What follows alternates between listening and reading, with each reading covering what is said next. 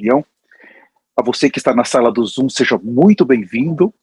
Você que está nas nossas redes sociais, YouTube, Instagram e Facebook, muito obrigado por estar conosco.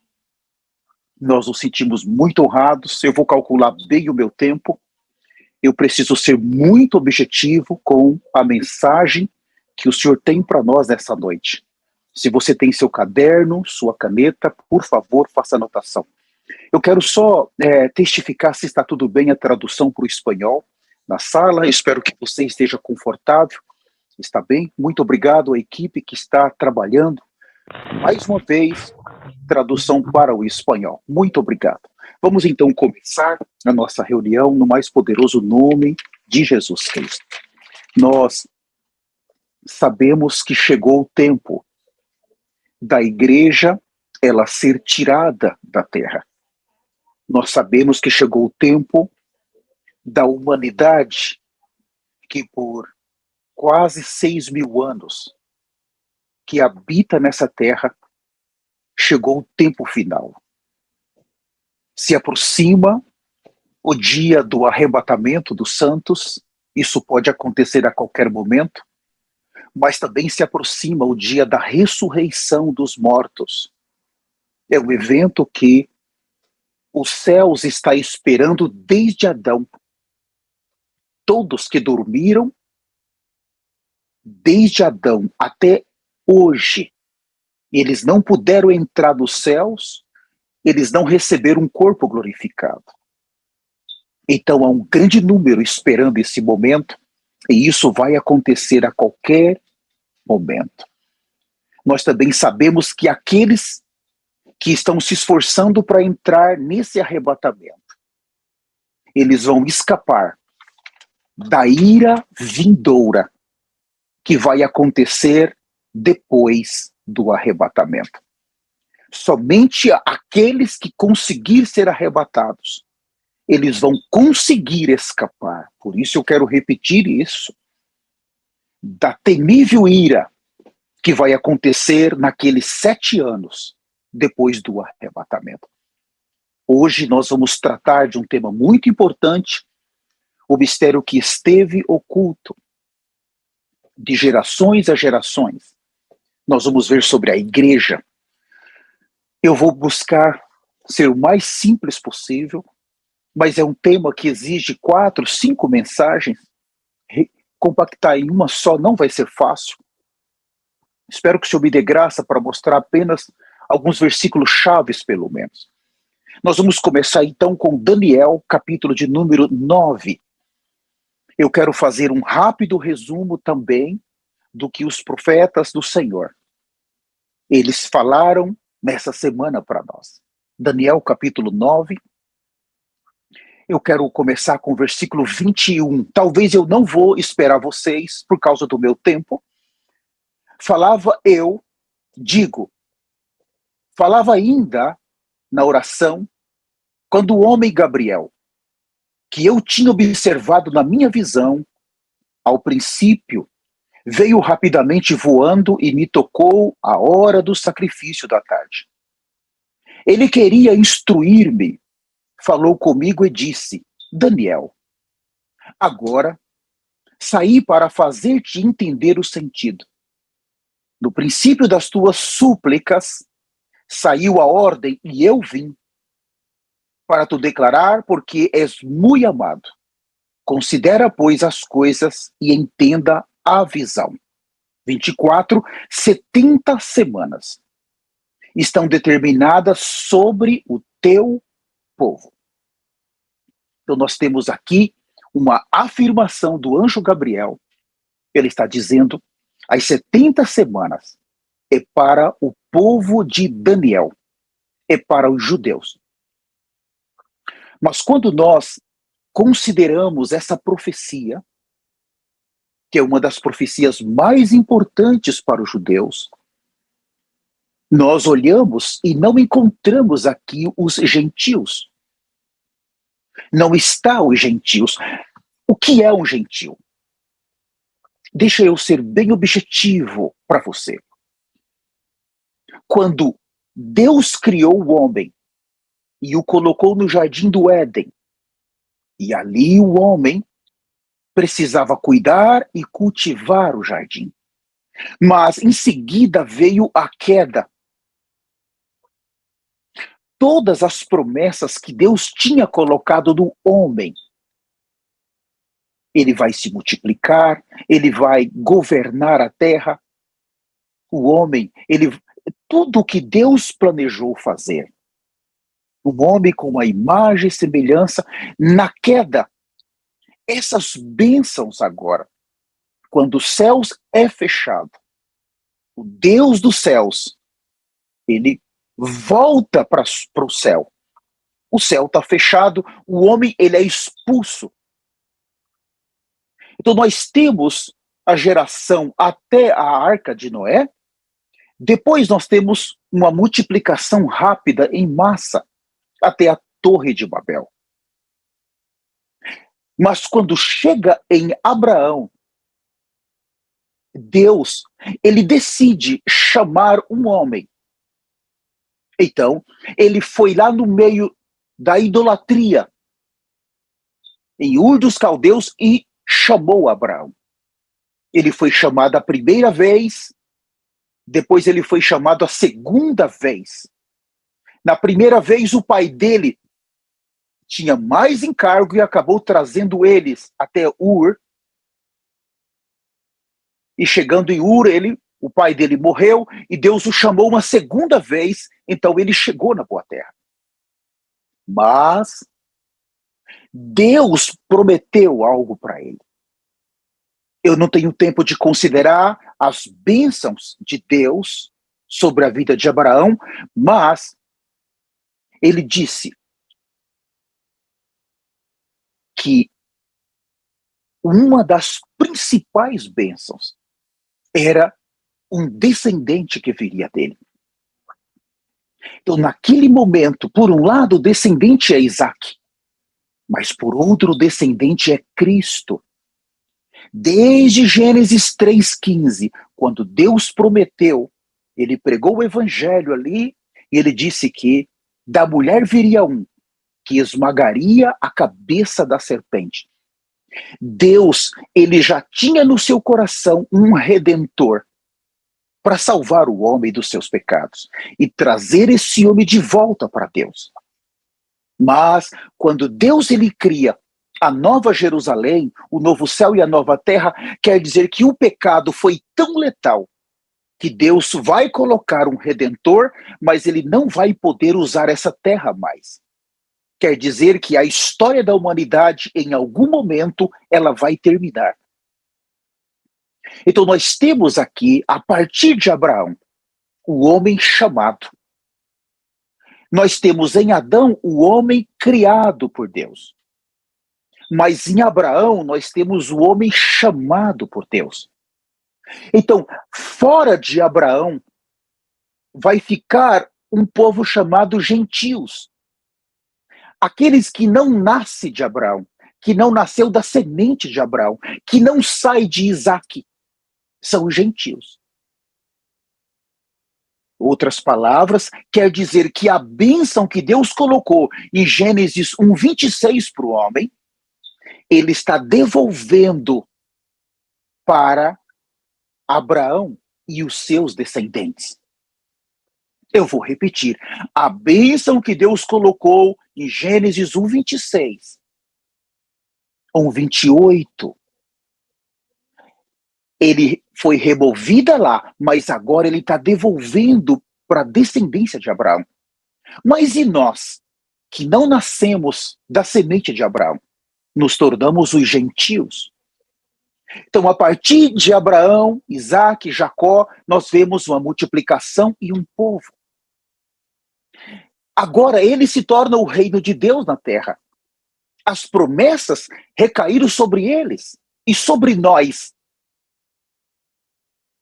O Messias foi prometido que viria deles e sobre nós. Mas Deus também fez uma promessa para os gentios. Em Gálatas 3,14, ele fala para que a bênção de Deus chegasse aos gentios e recebessem pela fé o Espírito prometido. Por um lado, a história dos judeus, ela começa com Isaac. Podemos dizer com Abraão, Isaac, os patriarcas. Mas por outro, os gentios tiveram que esperar muito tempo.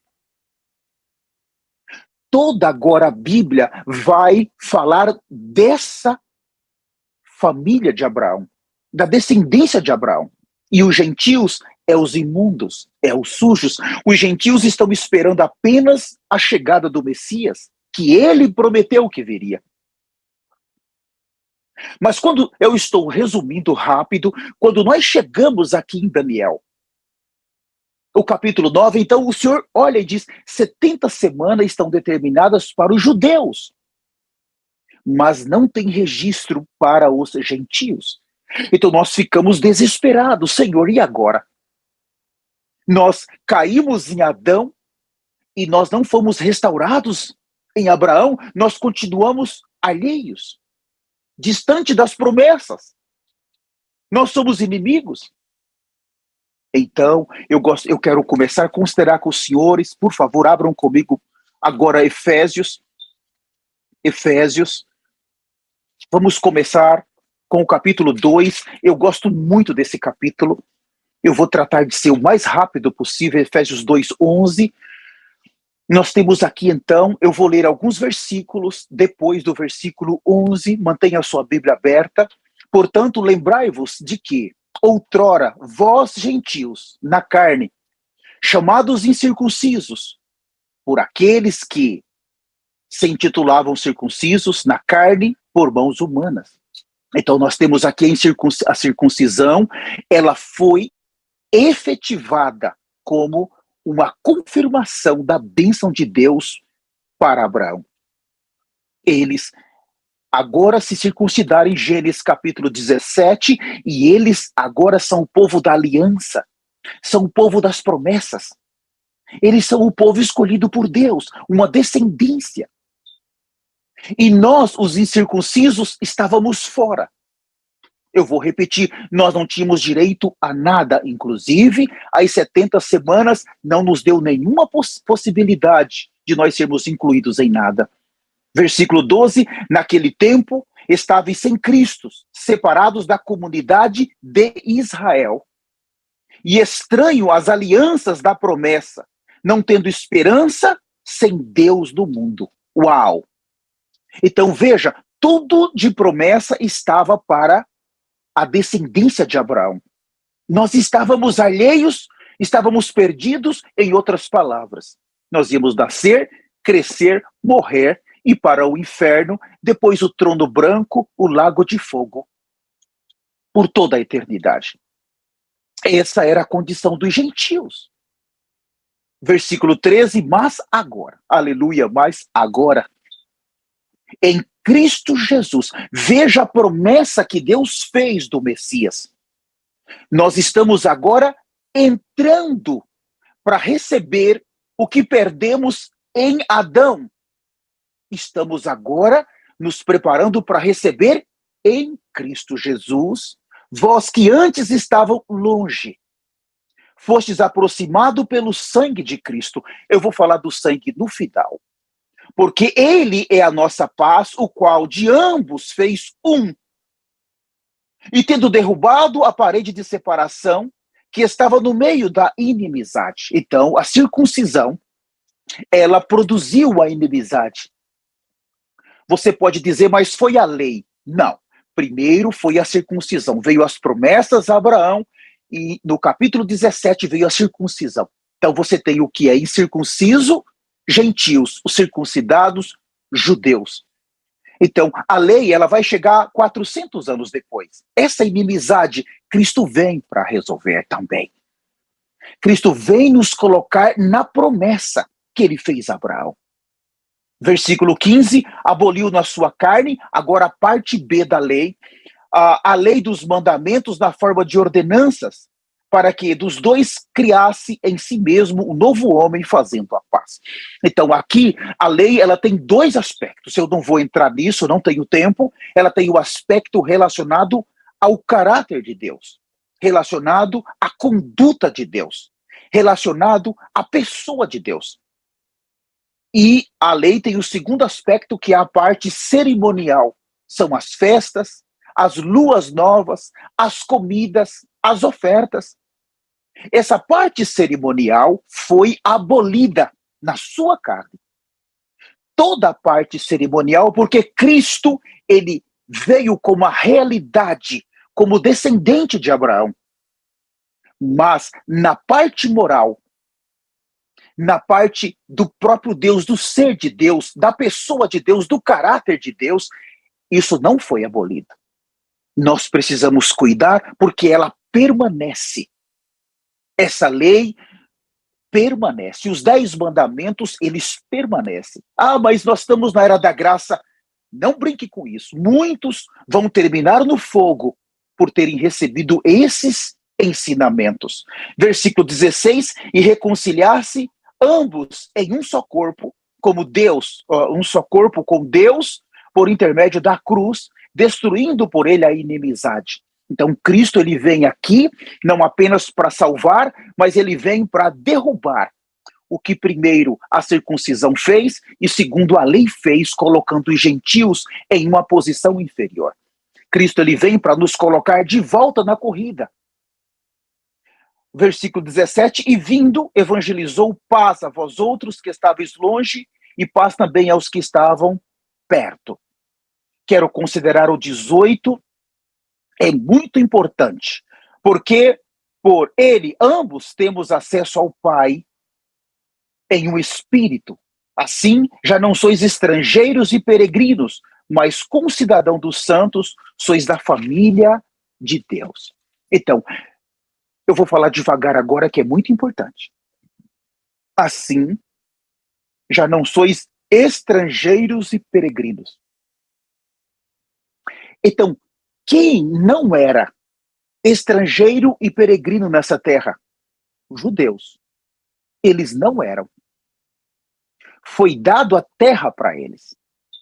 Agora, os gentios eram estrangeiros e peregrinos nessa terra. Não tinha nada. Absolutamente nada. Veja como Cristo é importante para os gentios e para os judeus. Não há salvação fora de Cristo. Então, nós éramos estrangeiros e peregrinos. E ele ainda afirma, porque não tínhamos nenhuma promessa, nós perdemos tudo em Adão. Agora, quando nós recebemos a Cristo, nós passamos a fazer parte da família de Deus. Então, esse estrangeiro e peregrino, já não somos mais aqueles perdidos. Agora, nós somos um povo que está sendo preparado juntamente com os judeus para entrar nas mansões celestiais. Por um lado, eles vão permanecer o período que o Senhor já estabeleceu para eles. Deixa eu falar disso mais na frente. Mas por outro lado, a Nova Jerusalém, a morada final, ali vai ter gentios e ali vai ter judeus. A morada dos justos. Agora, é importante dizer que se passou as 69 semanas deles. Eu quero ler isso com os senhores, por favor, abra agora Romanos 11, 25. Romanos capítulo 11, versículo 25, fala assim: porque não quero, irmãos, que ignoreis este mistério. Nós vamos começar a falar dessa palavra mistério agora. Para que não sejais presumidos em vós mesmos, que veio o endurecimento em parte a Israel, até que haja entrado a plenitude dos gentios. Então nós temos as 70 semanas deles. As promessas de Abraão para eles. Gentil é gentil, não temos direito a nada. Mas de repente, quando dá 69 semanas, o que passou? Quando Jesus Cristo chega, o Messias prometido, aquele que veio para salvar tanto os judeus, como veio para salvar os gentios. O Messias que veio para abrir o caminho de volta para nós voltarmos a Deus. Quando o Messias ele chega, Jesus Cristo, Teve o seu viver humano, ele foi crucificado, ele morreu, ele ressuscitou. Aos 40 dias que ele passou na terra, ele volta.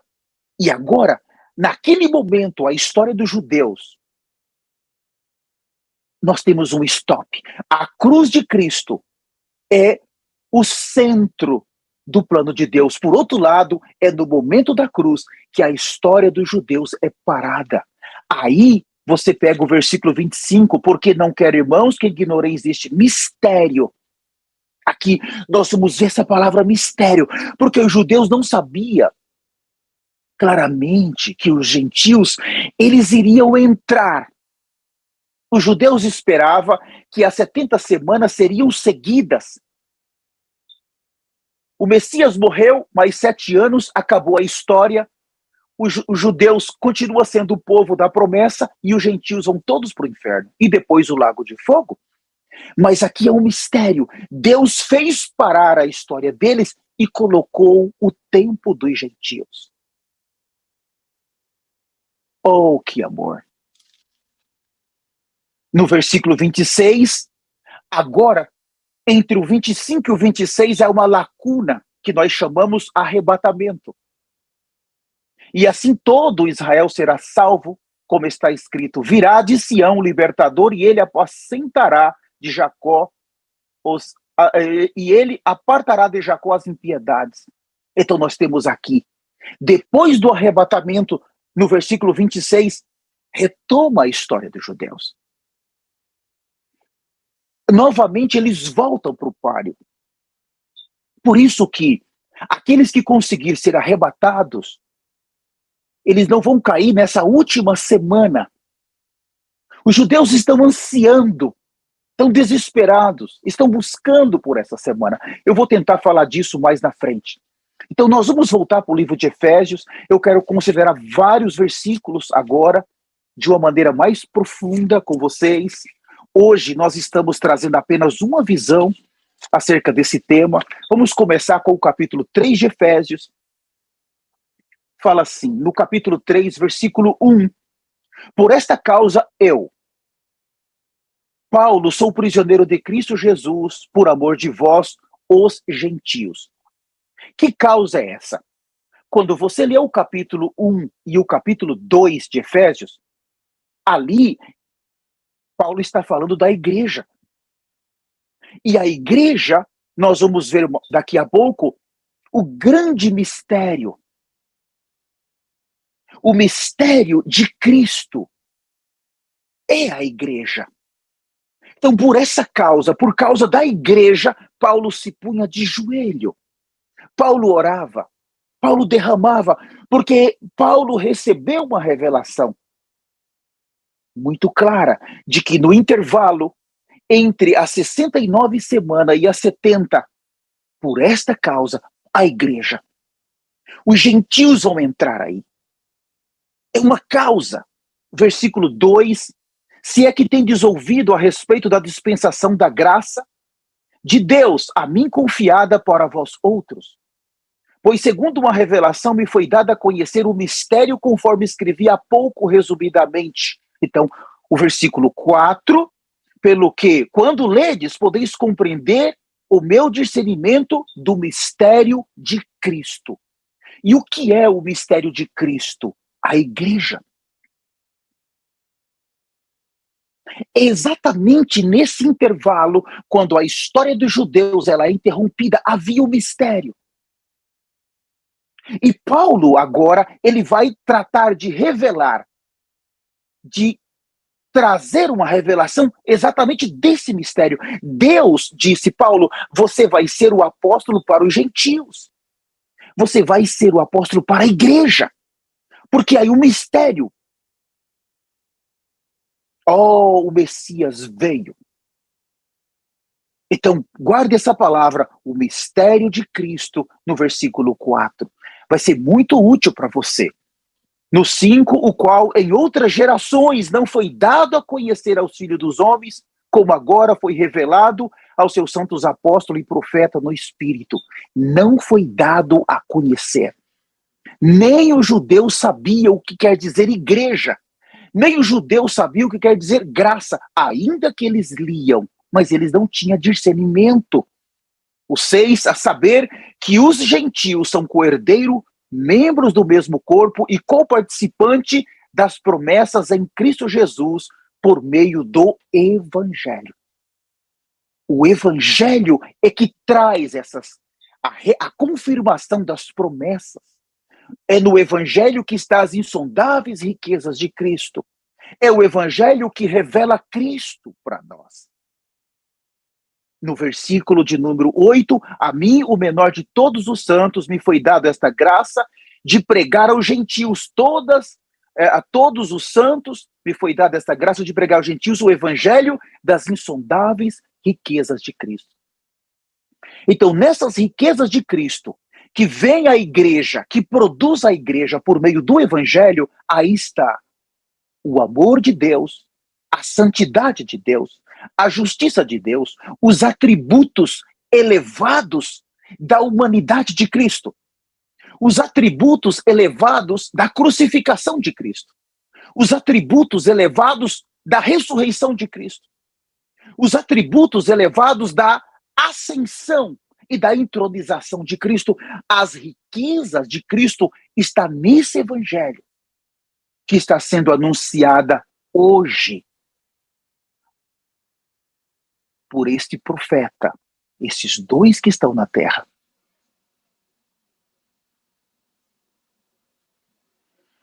O versículo de número 9, e manifestar qual seja a dispensação do mistério desde os séculos ocultos em Deus que criou todas as coisas.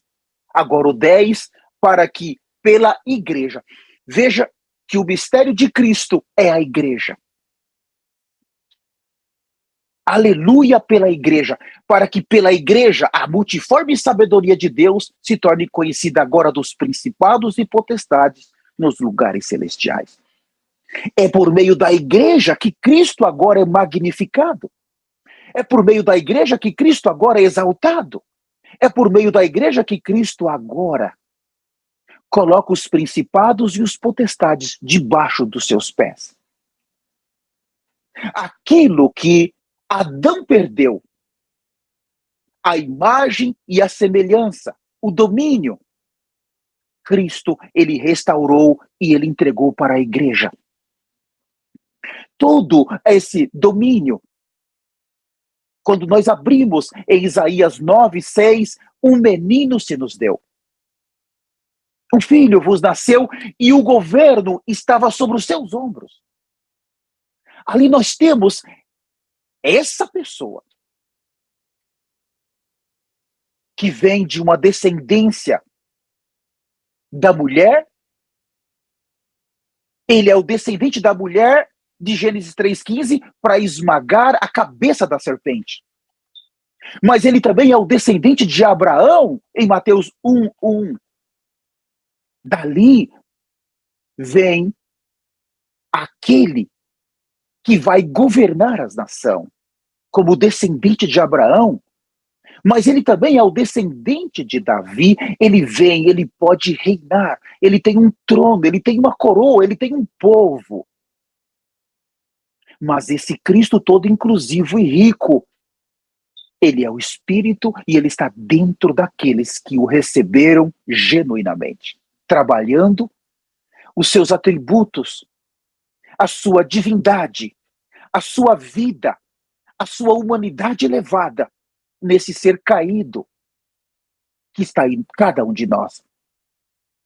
Tirando toda a imundícia de Adão, tirando toda a condenação que herdamos em Adão e colocando um novo corpo, colocando seus atributos, a sua natureza e produzindo uma nova criação em cada um de nós. Uma criação que a qualquer momento vai sair dessa terra e vai estar na glória por pouco tempo, depois vai governar por 1000 anos essa terra e depois a nova Jerusalém, a vida eterna, a morada dos justos. Nós estamos falando de um mistério. Agora eu vou ler alguns versículos por causa do meu tempo. Eu não vou poder explicar Talvez eu leia 4 ou 5 versículos em livros diferentes. Abram comigo em Colossenses 1, 26. Uma vez mais, Colossenses capítulo 1, versículo 26. O mistério que estiver oculto dos séculos e das gerações, agora, todavia, se manifestou aos seus santos. O mistério que estivera oculto. A igreja, ela entra nas 69 semanas. Eu não tenho tempo de falar. Abra comigo Romanos 16. Por favor, Romanos capítulo 16. Eu quero ler apenas o versículo 25 com os senhores. Fala assim, Romanos 16, 25. Ora, aquele que é poderoso para vos confirmar, segundo o meu evangelho, e a pregação de Jesus Cristo, conforme a revelação do mistério guardado em silêncio nos tempos eternos. Uau, irmãos! O mistério guardado em silêncio. Peregrinos, forasteiros. Eu não tenho tempo, eu quero ainda ler Gálatas capítulo 1, versículo 12 com os senhores. Eu gosto muito desse versículo de Gálatas 1, versículo 12. Porque eu não recebi, nem o aprendi de homem algum, mas mediante revelação de Jesus Cristo. Então, o mistério Paulo recebeu mediante a revelação de Jesus Cristo. Eu não vou ler todos os versículos. Irmão, ele entendeu a importância da igreja nesse período. Como os gentios poderiam ser coparticipantes das promessas que Deus fez a Abraão em Cristo Jesus. Quero ainda ler Efésios capítulo 1, versículo 9. Uma vez mais, Efésios capítulo 1, versículo 9, desvendando-nos o mistério da sua vontade, segundo o seu beneplácito, que propusera em Cristo. Ele desvenda. A igreja, ela é importante. Ela foi comprada na cruz. Houve todo um preço. Eu vou falar disso no final. Ainda quero ler com os senhores Efésios 2, o versículo 11. Nós já lemos, mas quero ler novamente. Portanto, lembrai-vos de que outrora vós, gentios na carne, chamados incircuncisos por aqueles que se intitulavam circuncisão na carne por mãos humanas. Outrora, quando estávamos sem Cristo, distante da comunidade de Deus, a promessa do Messias, ela vem por Abraão. Deus prometeu o Messias desde Gênesis 3. Mas em Abraão isso se efetiva. Deus devolve tudo para Abraão, o que Adão perdeu. Mas somente essas bênçãos recaem sobre Isaac e os seus descendentes, não sobre nós. Não recaiu sobre os gentios. Agora, quando o Messias chega. Por isso que esse é um mistério que estava oculto. Até para os judeus, eles não aceitam os gentios, porque aos seus olhos ainda há uma barreira de separação. A circuncisão e a lei ainda são fatores que nos dividem deles. Nos divide daqueles que o Senhor já destruiu essa barreira. Os senhores entendem que quando o arrebatamento acontecer, a missão desses profetas que estão na terra hoje Quando o arrebatamento acontece, o tempo dos gentios não terminou. Por favor, entenda isso. O que termina é o tempo da graça. Agora, os gentios que foram abençoados por Deus em Abraão, aqueles que te abençoarem serão abençoados, os que te amaldiçoarem serão amaldiçoados. Em ti serão benditas todas as famílias ou as nações da terra. Quer dizer que nesses 2000 anos que esse mistério foi desvendado, a igreja, quer dizer que o Senhor está esperando todos os gentios. No céu há lugar para todos. Se todos se arrependerem, mais de 200 nações, há lugar no céu, há lugar na Nova Jerusalém. Mas quando a era da graça termina, quer dizer a era dos gentios terminou. Então Deus vai pegar os gentios que ficaram. Aí vai trazer uma dura e severa juízo. Por quê? Porque a graça para eles foi em Cristo Jesus. Veio pelo sangue, mas agora que a graça terminou para os gentios, eles devem ser julgados. Eles devem, porque eles rejeitaram o Messias. Eles não aceitaram o Messias. Eles vão ser esmagados. Por isso, nós não podemos pensar em ficar aqui. Quando nós chegamos no último flagelo, você tem 7 selos, você tem 7 trombetas, você tem 7 trovão, e depois você tem as 7 taças da ira de Deus.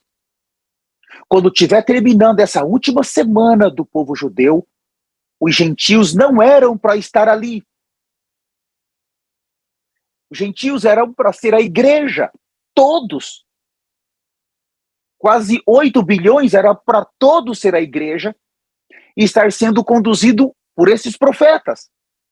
E todos sair da terra, ficar só os judeus, mas eles não querem Cristo. Então eles vão cair em um campo de guerra. Eles vão cair em um campo de juízo, em uma linha vermelha, eles vão atravessar. Eles vão ser esmagados, os milhões serão mortos, e no final, eles vão ser reunidos no Armagedon, os gentios, naquela última batalha, e eles ainda vão ser esmagados ali. Então quer dizer que o Senhor teve paciência e esperou os gentios. O tempo da graça termina com o arrebatamento, agora o tempo dos gentios vai um pouco mais além. Vai um pouco. Porque é os juízos depois que vai mostrar a ira de Deus, o derramar da copa de Deus para aqueles que rejeitaram o seu Filho Jesus e a obra. Por isso que nós não devemos brincar com o pecado. Nós não devemos brincar com o pecado. Você que está me ouvindo, não fique preso só em revelação. Se você facilitar, se você deixar o pecado te enganar, você vai ficar como anticristo. E naquele tempo, você vai conseguir vender a sua alma por um prato de comida ou por um copo de água. Cuidado com o pecado. Se arrependa agora dos seus pecados. Você deve se arrepender dos seus pecados. Fazer um arrependimento sério. Muito sério. E não pecar mais. Não brinque. Não brinque com o pecado, porque isso é uma corda e vai te puxar para um lugar onde o Senhor não quer que você vá. Por outro lado, não fique pensando que Deus vai baixar o padrão de santidade dele por tua causa. Eu não gosto disso, eu quero ser um cristão moderno, eu não preciso usar isso, eu vou comer o que eu quero, eu tenho meus amigos, eu vou colocar a foto de perfil do meu celular a que eu quero, faça. Deus não vai baixar o padrão de santidade por tua causa. Você vai terminar no fogo. Não brinque com Deus. Esse tempo é um tempo para ganharmos arrependimento. Porque Deus não quer que ninguém se perca, que ninguém pereça. Por isso, a vida de arrependimento e santidade é o padrão para alcançar esse Deus. Eu gostaria de ler ainda com os senhores Mateus 16, 13. Eu gosto muito de Mateus. É um dos livros que eu mais aprecio no Novo Testamento, porque ele apresenta nos seus 28 capítulos o reino de uma maneira completa. Mas o capítulo 16, ele é muito importante. Versículo 13. Então nós temos aqui o Senhor pegando os discípulos e levando eles para um lugar que ficava a mais ou menos 80 quilômetros de Jerusalém. Levou para um lugar chamado Cesareia de Filipe. O que o Senhor queria falar era muito importante. Jerusalém, uma esfera carregada pelo pecado, pela religião, pela apostasia. A revelação em Jerusalém não fluía bem. Aquela esfera do templo, dos sacerdotes, das festas. Então o Senhor levou eles para longe. Algo importante o Senhor queria mostrar.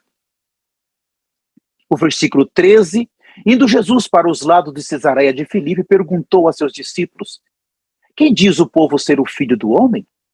E eles responderam: uns dizem João Batista, outros Elias e outros Jeremias, ou alguns dos profetas. Eu vou seguir por causa do meu tempo, mas vós, continuou ele, que dizeis que eu sou? Respondeu Simão Pedro, disse: tu és o Cristo, o Filho do Deus vivo. Pedro era um pescador, uma pessoa que não tinha um profundo conhecimento. Pedro não tinha uma boa cultura, não era um profundo estudioso. De repente, Pedro olhou para o Senhor e disse: o Senhor é o Cristo. O Senhor é o Cristo. Mas aos olhos dos homens, até então, aquelas pessoas que Jesus curava, ajudava, aquela multidão que andava próximo, uns diziam: esse daí é Jeremias, outros diziam: não, ele é Elias. Vários nomes. Agora, o Senhor olhou para os discípulos, né? As pessoas estão falando o que de mim? Então, falaram: uns estão dizendo que o Senhor é Elias, Jeremias, mas e vocês? Vocês 12, eu sou o que para vocês? Então, no meio dos 12 levantou uma voz: Pedro, tu és o Cristo. Não é tão fácil isso, porque aos olhos humanos, os discípulos sabiam que Jesus, ele tinha uma família, tinha uma mãe, um pai, tinha irmãos, ele abandonou pelo ministério tudo. De repente, Pedro, você é o Cristo. A palavra Cristo quer dizer o ungido, o enviado. Esse que estava na frente deles era o enviado de Deus para realizar na terra uma obra. Era o ungido de Deus. Ele foi enviado como a unção para realizar uma obra na terra. A igreja. Agora, ele fala no 18, também eu te digo, 17, então Jesus lhe afirmou: bem-aventurado é Simão Barjonas, porque não foi carne e sangue que te revelou, mas o meu Pai que está nos céus. Então aqui, Pedro ganhou uma revelação de que aquele homem era o Cristo. Mas Jesus não parou aí, ele falou o quê? Também eu te digo. Se o meu Pai falou para você que eu sou o Cristo, quer dizer, Deus revelou Jesus para Pedro. Veio por uma revelação. Mas agora, quando Jesus olha e fala: já que o Pai revelou que eu sou o Cristo, eu era um mistério até agora, então eu também quero te falar que eu tenho um mistério, e eu quero revelar esse mistério para vocês. Ele fala: também eu te digo que tu és Pedro, e sobre essa pedra edificarei a minha igreja. Então veja, O Pai tem um mistério. E o mistério do Pai é Cristo, que foi revelado. Mas o Filho tem um mistério. E o mistério do Filho é a igreja, que acabou de ser revelado. Vocês compreendem? Então, o Filho está revelando a sua missão. No meio das 70 semanas, o Filho está dizendo: e sobre esta pedra edificarei a minha igreja. O Filho, como Messias, ele está vindo para edificar a igreja. O tempo dos gentios chegou, mas nós temos agora a igreja. E essa palavra igreja está sendo mencionada em Mateus pela primeira vez. E quando você pega a palavra igreja no grego, quer dizer a eclésia ou eclesia. E essa palavra quer dizer aqueles que foram chamados para fora. Fora de uma esfera. Isso tem Abraão, quando Deus chamou Abraão 2 vezes. Quando o chamamento ali é a eclésia. É a mesma palavra usada aqui para a igreja. Então, esse Messias, ele está dizendo: eu tenho um mistério. A igreja. O tempo dos gentios. A igreja como o reino de Deus. A igreja como a habitação de Deus. A igreja como a casa de Deus. A igreja como a família de Deus. A igreja como o novo homem. A igreja como a obra-prima de Deus. A igreja como os candelabros. A igreja, a igreja, a igreja.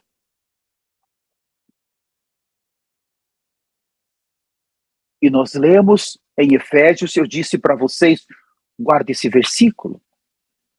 Efésios capítulo 3, ali fala que o mistério de Cristo é a igreja. Eu faço questão de ler novamente com vocês esse versículo de Efésios 3. Eu creio que os senhores se lembram muito bem quando eu falei: guardem esse versículo, ou anotem esse versículo. Efésios 3, o versículo 4, pelo que quando ledes podeis compreender o meu discernimento do mistério de Cristo. E ele falou para Pedro: eu te digo que tu és Pedro, e sobre essa pedra vou edificar a minha igreja. Esse mistério está sendo revelado. O mistério de Cristo é a igreja, que vai ser colocada exatamente entre as 69 semanas e as 70. Exatamente, a igreja vem à existência na era da graça, produzida pelo sangue de Jesus. O que você é? Você é a igreja. Agora, eu tenho tantos versículos, eu não vou poder continuar mais muito tempo. Eu gostaria de apressar um pouco mais, eu já estou caminhando para finalizar. Eu queria ler com os senhores, mais uma vez, Efésios capítulo 4.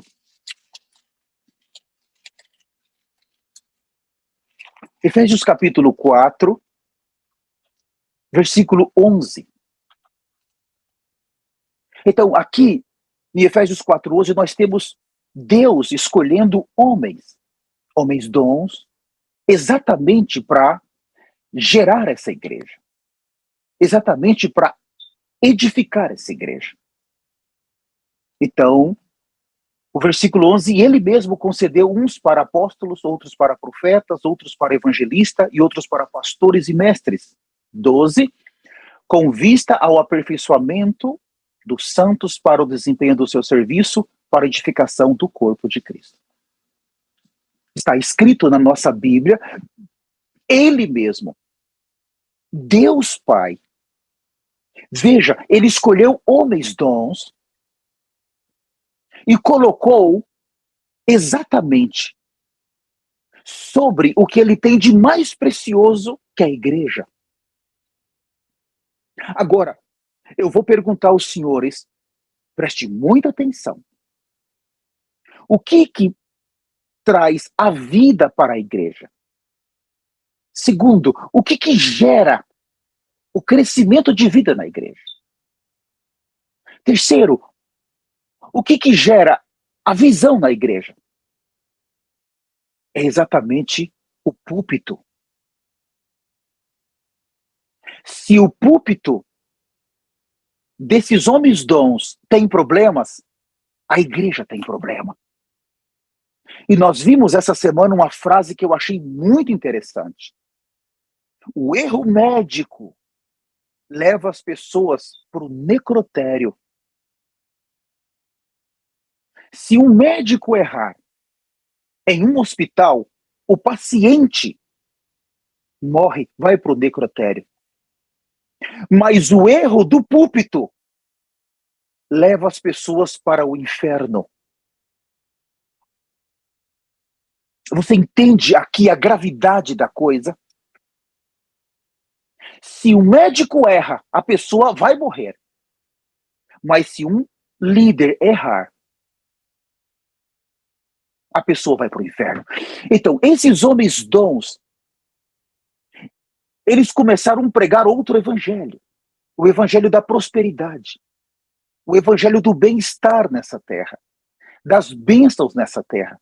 O evangelho do conhecimento. Só conhecimento, conhecimento morto. O evangelho do entretenimento. Fizeram dos púlpitos um lugar de palhaços para as pessoas darem risadas, piadas. O evangelho do bem-estar, de buscar as promessas nessa terra. Esses homens escolhidos por Deus, eles foram se degradando e levando a igreja a se degradar. A ponto do apóstolo Pedro, em 2 Pedro, capítulo 2, ele dizer, abram comigo, por favor, 2 Pedro,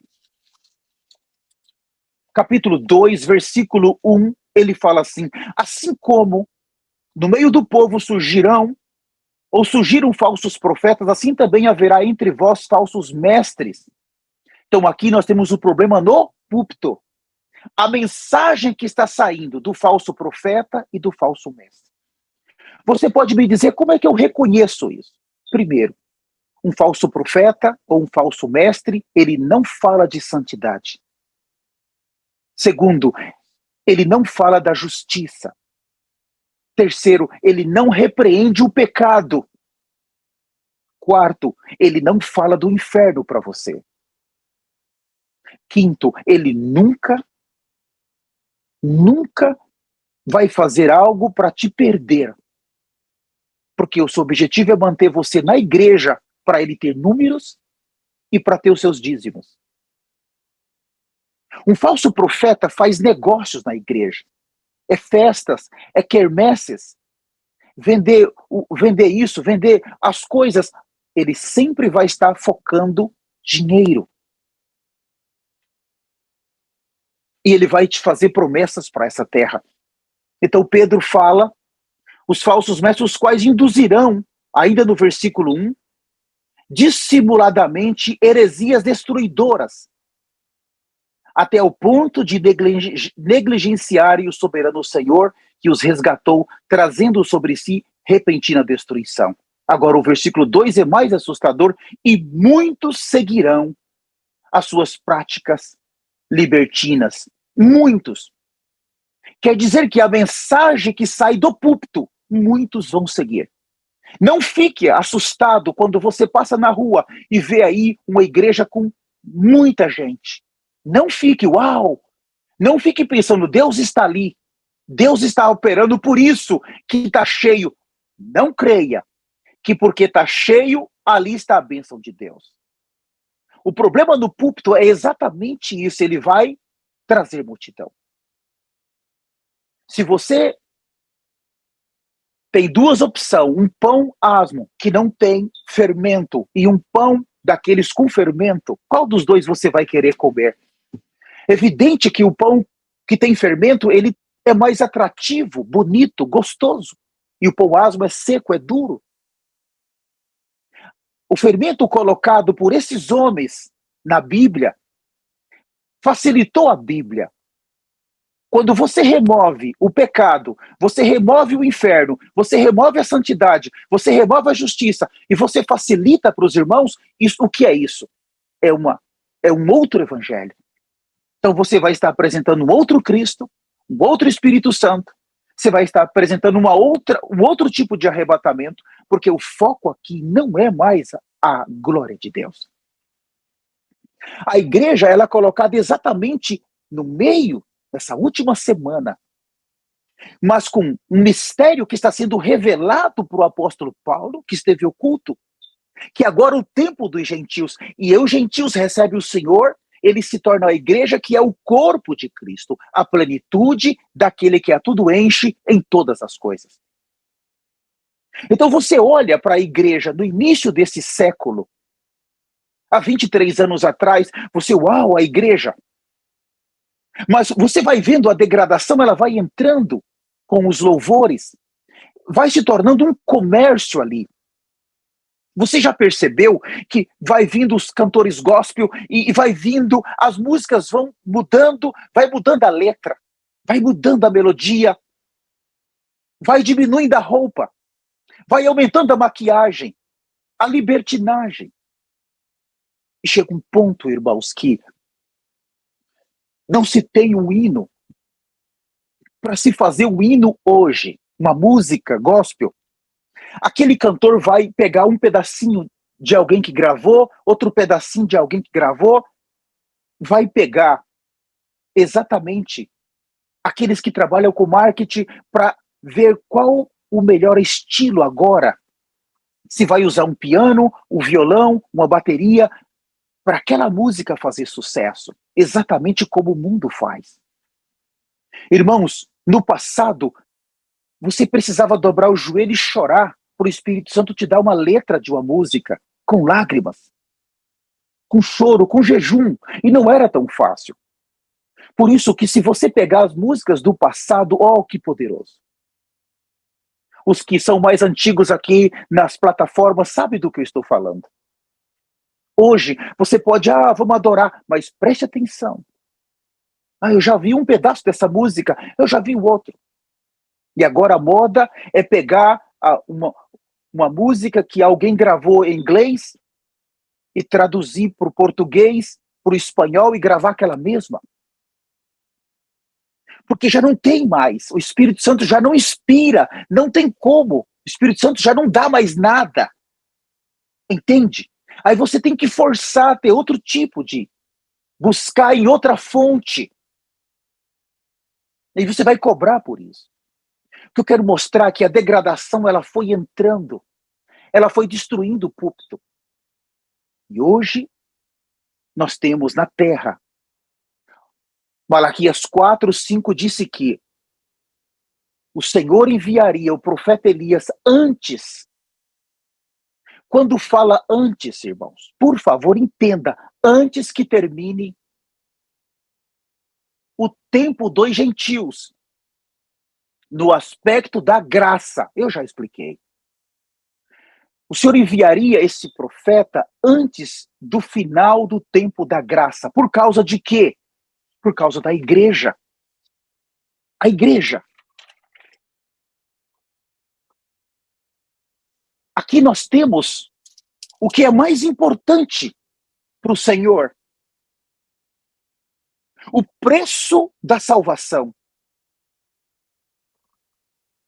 Quanto foi pago para que a igreja viesse à existência? Dar a devida consideração para o preço que foi pago pela nossa redenção, pela redenção da igreja. Quem está dando essa consideração? Nós somos comprados pelo eterno sangue de Jesus. Quando a igreja ela se degradou, quando a igreja caiu no pecado e na apostasia, ela não dá mais valor a esse sangue, ao preço que foi pago. O preço da redenção que ele pagou deve agir como uma motivação em um sério desespero para todos nós. Você olhar para o preço que foi pago e você se desesperar, mas por outro lado, você está motivado para seguir vivendo uma vida santa e justa. Porque os gentios não mereciam essa bênção de ser a igreja, de ser comprados pelo sangue de Cristo para se tornar a igreja, de ser redimidos pelo sangue para se tornar a igreja, a futura noiva de Cristo. Simplesmente considerando o preço que foi pago para nos redimir, isso deve ser o fator que nos motiva a viver uma vida santa até o arrebatamento. Viver uma vida justa nessa terra. Temos uma obrigação, temos um dever moral de sermos fiéis àquele que fez a redenção por nós. Quando esses profetas pisaram na terra, quando eles entrou no cenário, no ano de 2004, a primeira mensagem que saiu das suas bocas foi arrependimento. O arrependimento é ele que traz o sangue. É o arrependimento que prepara essa noiva que foi pago um alto preço por ela. Vocês crêem, amados irmãos, que Deus iria confiar essa última unção para trazer a igreja de volta para Cristo nas mãos de um pastor de 2 Pedro capítulo 2? Vocês crêem que isso, de um líder, vocês crêem que Deus iria fazer isso se todos se corromperam, desde o maior ao menor? Deus, ele já sabia dessa corrupção que viria no final do século e no começo desse século 21. Ele disse: eu enviarei o meu profeta. Em Malaquias 3:1 ele disse: eu vou enviar o meu mensageiro. E no capítulo 4:5 ele fala o nome dele é Elias. Nesse intervalo, e vai revelar o mistério que esteve oculto à igreja.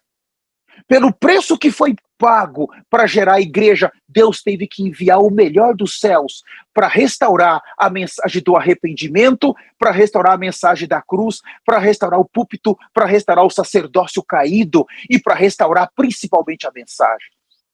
E nós vimos que nos primeiros 3 anos, eles somente pregaram o arrependimento e colocou a nação do Quênia de pano de saco. Todos tiveram que usar pano de saco. Ele trouxe a nação para um arrependimento sério, um arrependimento profundo dos seus pecados. Todos vinham às ruas confessando os seus pecados, os seus adultérios, as suas mentiras, o negócio que estava tendo dentro da igreja. Só depois de 3 anos que veio a unção de cura, então a base já estava alicerçada, o arrependimento já estava alicerçado, o início do ministério foi com arrependimento, foi com o pano de saco. A igreja que está sendo preparada para receber o Messias é essa igreja que vive se arrependendo, que está sob a liderança desse ministério, desse que está falando na terra, o profeta Elias. Não brinque com isso. Essa mensagem que está sendo dada hoje sobre o mistério que esteve oculto, ela vai ficar nesse YouTube, eu não sei por quanto tempo. Mas vai chegar o momento que essas redes sociais serão removidas. Quando o falso profeta, ele se levantar, já quase no meio, no final da tribulação, ele vai controlar de maneira muito forte tudo isso. E essas mensagens vão desaparecer. É isso. Eu quero finalizar exatamente mostrando a importância do sangue. Qual foi o preço pago? Por isso que Deus pegou o que ele tinha de melhor no céu e enviou para a terra. Com uma única mensagem. Você não vai ver mensagem de prosperidade. Você não vê esse profeta pregando o evangelho da terra. Ele não tem uma mensagem para nós termos conforto nessa terra. Ele não tem uma mensagem para nós termos uma boa vida nessa terra. Não vai nos faltar nada, mas o foco dele é celestial, é preparar pelo arrependimento a noiva para Cristo.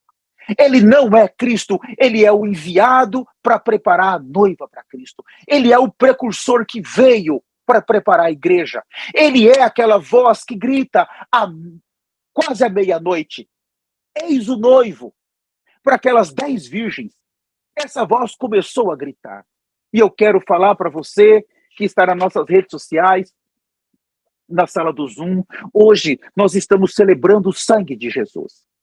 Essa semana nós estamos celebrando o sangue de Jesus. E você me pergunta, mas como celebrar o sangue de Jesus? Irmãos, é pelo sangue que nós somos redimidos. É pelo sangue que nós somos comprados. É pelo sangue que nós somos justificados. Esse sangue, ele não só opera em nós, mas ele também purificou todo o céu depois da rebelião de Satanás. E esse sangue, ele vai permanecer por toda a eternidade. Mesmo que quando entrarmos no corpo glorificado, nós não vamos mais precisar ser redimidos, mas esse sangue permanece lá. Nós temos que celebrar esse sangue. Como que eu celebro o sangue? Eu exalto o sangue de Jesus. Eu reconheço a importância que ele tem na minha vida. É ele que, quando eu me arrependo genuinamente, ele tem o poder de me limpar, de remover as acusações contra a minha vida. Ele tem o poder de me tornar mais branco do que a neve. Ele tem o poder de me colocar no santo dos santos. Esse sangue tem o poder de me separar, de me tornar mais santo. Estamos recebendo um favor do Senhor. Nós estamos recebendo. Os gentios não mereciam. Nós recebemos um favor do Senhor. E a era da graça, ela vem à existência pelo sangue de Jesus. Nós exaltamos esse sangue. Eu quero fazer uma oração para você, exaltando o sangue de Jesus. A você que está no Facebook, a você que está no Instagram, no YouTube, a você que está na sala do Zoom, eu quero fazer oração exaltando o sangue para você. E se você quiser receber Jesus Cristo agora, por favor, você precisa receber. Você tem que nascer de novo. Não brinque com isso. Não brinque com isso. Ah, eu já aceitei Jesus há 10 anos atrás. Mas você continua pecando.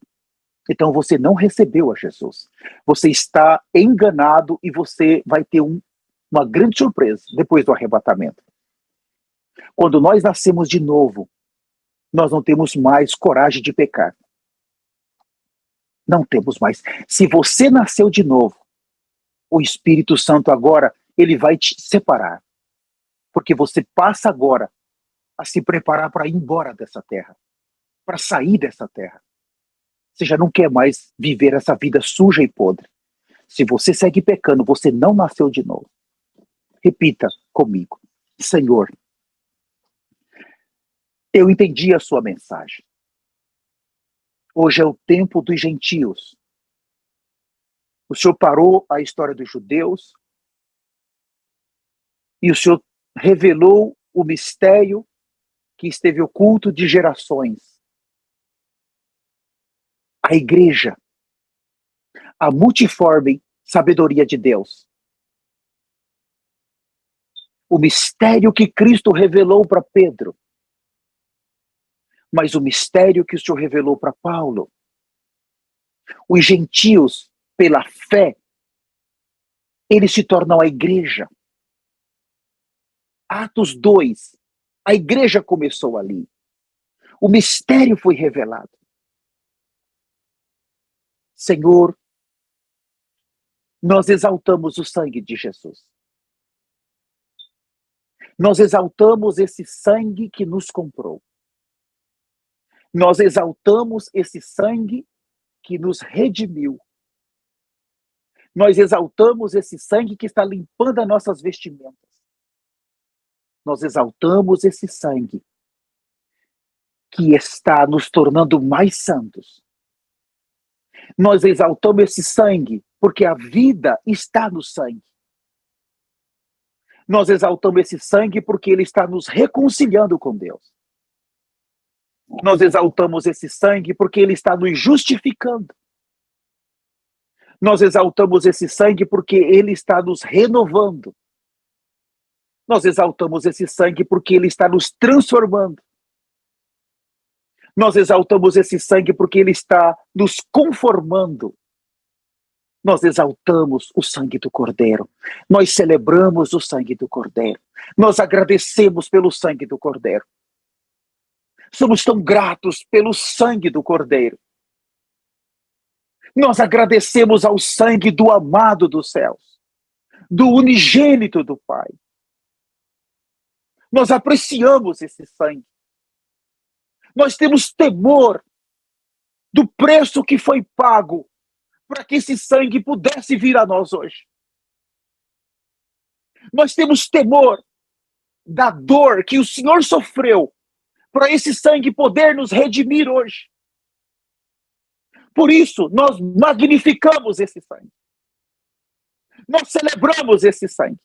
Nós adoramos esse sangue. O sangue do Cordeiro divino. O Cordeiro eterno. Que esse sangue agora possa estar sobre a minha vida. E eu ministro esse sangue sobre a sua vida. Eu ministro esse sangue agora sobre a sua família. Eu ministro esse sangue sobre a sua casa. Sobre o seu ministério. E fale comigo, Senhor, eu te recebo agora como meu único Senhor. Escreve o meu nome no livro da vida. Senhor, escreve o meu nome no livro da vida. Guia os meus passos para o dia final. No mais poderoso nome de Jesus, hoje eu nasci de novo. Amém. Vamos abrir nossos microfones aqui na sala do Zoom, vamos aplaudir o Senhor. Eu quero agradecer agora vocês. Obrigado. Aleluia. Obrigado a você que está na Aleluia, Senhor. Bendito, graças. vocês. Obrigado. Vou pedir para você que está conosco. Obrigado.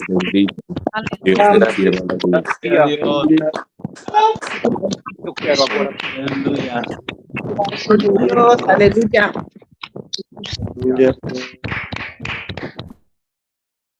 Para você, se pode dar um like nessa mensagem para que ela possa alcançar mais pessoas, está bem? A você, muito obrigado a todos que estão na sala do Zoom. Escreva também nos comentários, por favor, para que a gente possa alcançar. Você pode também divulgar nas suas redes sociais essa mensagem, está bem? Muito obrigado a todos que estão conosco, YouTube, Instagram e também no Facebook. E aqui os meus irmãos que estão na sala do Zoom. Obrigado, Jesus é o Senhor, a todos vocês. Muito obrigado. Um minuto mais. Eu gostaria agora